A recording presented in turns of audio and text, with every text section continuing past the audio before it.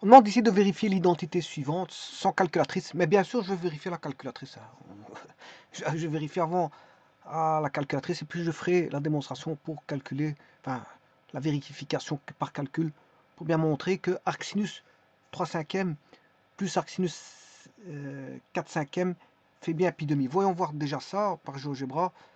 Alors arc sinus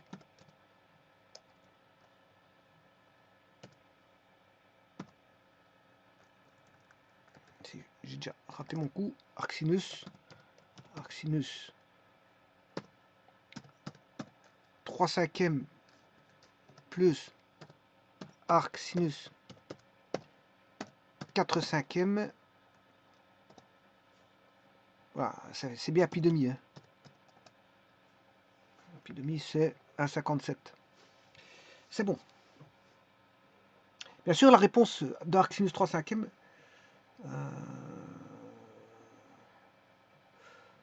Enfin bref, j'ai radé. Regardez. Oui, c'est des radians. Arc sinus, c'est en radians. Hein. Donc des radians plus des radians donne pi demi radian. Eh bien, voyons voir ça. On va développer ce calcul-là.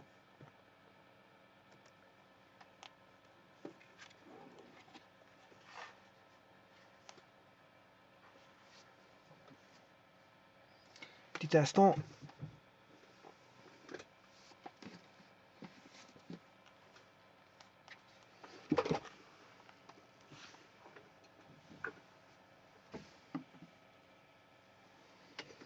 Voilà. Alors, si j'écris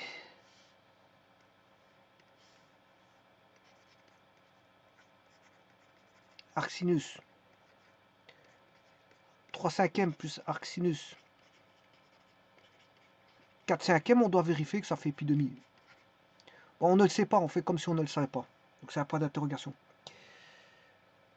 La première chose, c'est d'aller chercher la définition de arc sinus. Arc sinus, c'est égal au sinus entre moins pi demi. La réciproque, c'est la fonction réciproque du sinus entre moins pi demi et pi demi. Quand je dis réciproque, c'est-à-dire c'est sinus moins 1. C'est la réciproque de la fonction sinus dans l'intervalle moins pi demi. Ça veut dire que on va aller de l'intervalle moins 1, 1 à moins pi demi.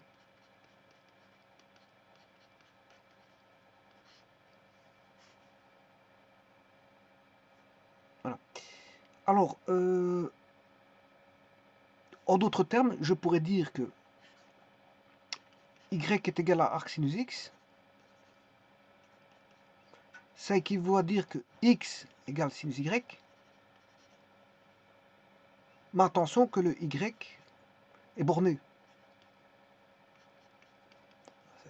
Le y il est borné entre moins pi demi. C'est la même chose. Bon, et si j'applique ça à ce calcul ici, ben, je dirais que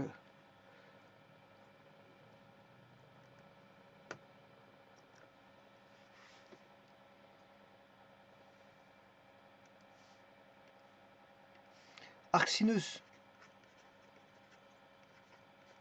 3 cinquièmes, ça équivaut à dire que on a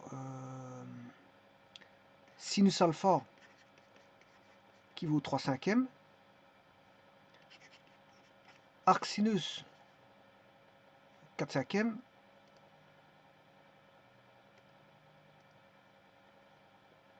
ça veut dire que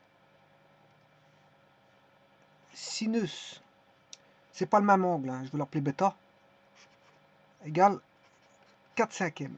Mais alors là, c'est bien sûr le alpha bêta, ben, il est compris entre moins pi demi. En d'autres termes, alpha appartient, il est borné. Oui, attention qu'ici, moins pi demi, oui, mais c'est plus que ça. Enfin, c'est moins que ça, on va dire, parce que moins pi demi, et bêta appartient à l'intervalle moins pi demi, pi demi. Mais ici, le sinus, quand le sinus est positif, je peux co-restreindre cet intervalle, parce qu'ici, le sinus, il est positif. 3/5, c'est un nombre positif.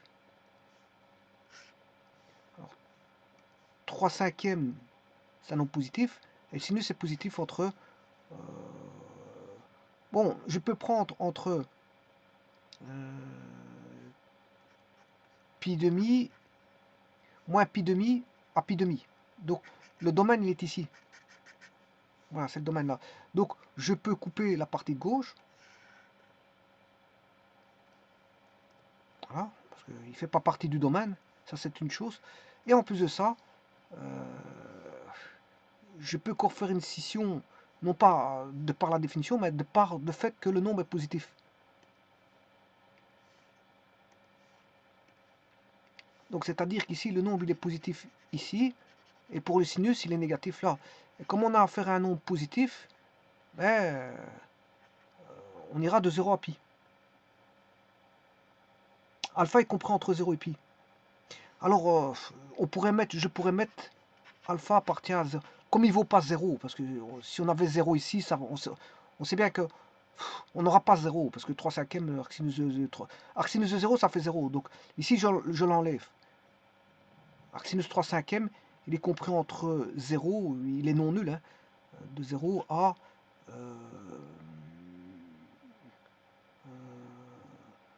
de 0 à pi demi.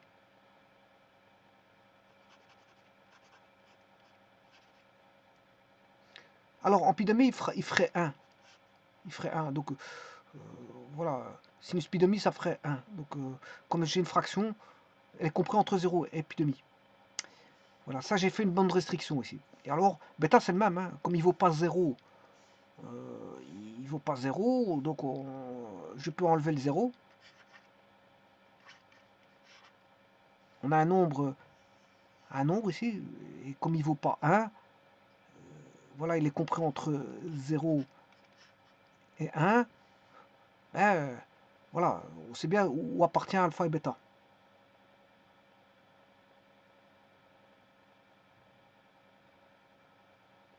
Alors, la somme de ces deux nombres doit faire pi demi. Donc, alpha plus bêta doit faire pi demi.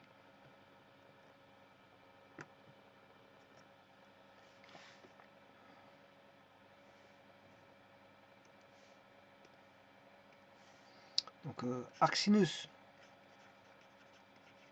3/5 plus arc sinus 4/5. Là, ça correspond à alpha. Et là, ça correspond, comme je vous ai dit, sinus alpha vaut 3/5 et sinus bêta vaut 4/5. Et on se demande quand est-ce que, si ça fait bien pi demi. Alors pour ça, je vais chercher le sinus de alpha plus bêta, qui est égal au sinus de pi demi. On aura affaire à une formule trigonométrique qui est sinus alpha cos bêta plus sin bêta cos alpha égale 1. Sinus de pi demi, ça fait 1.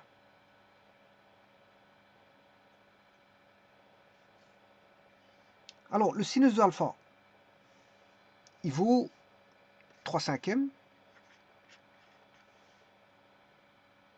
Et pour avoir cosinus alpha, on sait bien que sin carré alpha plus cos carré alpha égale 1.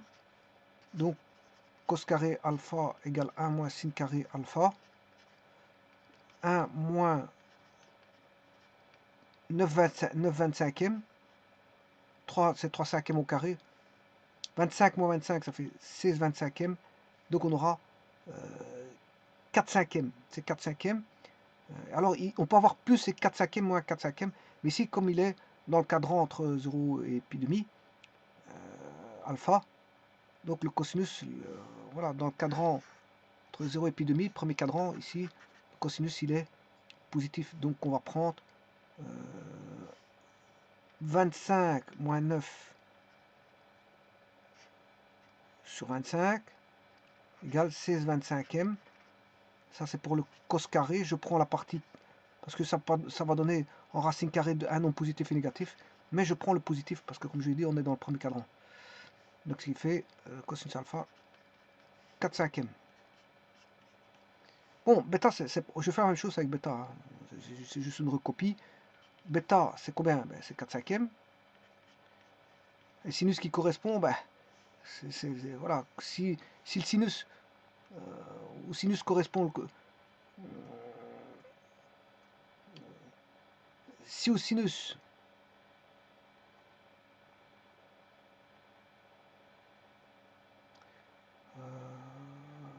le bêta il vaut 4 cinquièmes, donc le cosinus bêta, enfin le sinus bêta, je m'excuse, c'est le sinus bêta qui vaut 4 cinquièmes. Sinus bêta vaut 4 cinquièmes. Le cosinus, il voudra 3 cinquièmes. Si je fais le même calcul, je ferai 1 moins... Le cos carré bêta, c'est 1 moins sin carré bêta. Or, 1 moins 4 cinquièmes au carré, c'est 1 moins 6 25e. 1 moins 6 25e, c'est 9 25e. Racine carrée de 9 25e, c'est 3 cinquièmes. Et je dois prendre la partie positive parce qu'on est dans le premier cadran, ce qui fait 3 cinquièmes. Et là, si ça fait 1, c'est que c'est vrai. Alors, on va regarder. 9 25e plus 16 25e, ça fait 25 25e. Ça fait bien 1.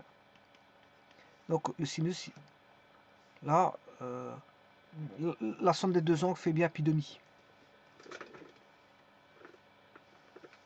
Je vous remercie.